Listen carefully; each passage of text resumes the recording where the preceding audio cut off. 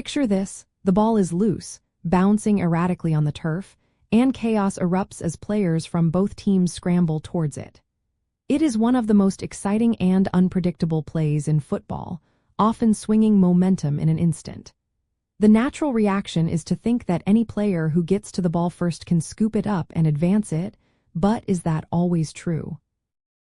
The short and clear answer is yes.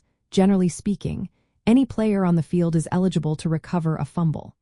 Once the ball is fumbled, it becomes a live ball, and anyone, whether an offensive or defensive player, can legally gain possession.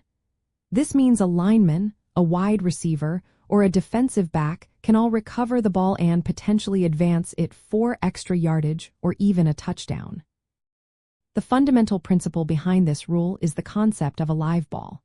When a player loses control of the football through a fumble, it is no longer considered in the possession of the original team until it is secured by another player or goes out of bounds. This makes the play fair game for all participants, creating those thrilling moments where even the least likely player can become a hero by pouncing on the pigskin. This live ball status applies regardless of down or distance. So how does this play out in a game? When you see a fumble, watch 4 players aggressively diving for the ball or attempting to scoop it up. Defensive players will try to recover it to gain possession for their team, potentially setting up an easy score. Offensive players, on the other hand, will try to recover their own fumbled ball to retain possession and avoid a costly turnover. The key is to secure possession, meaning having firm control of the ball, either by holding it or falling on it. An interesting nuance often misunderstood relates to the concept of a muff punt or kickoff. While similar to fumble, a muff refers to a player touching the ball but failing to gain possession. In contrast to fumble, a muffed kick that occurs beyond the line of scrimmage can only be advanced by the kicking team if the player who recovers it was already behind the receiver when the kick was made.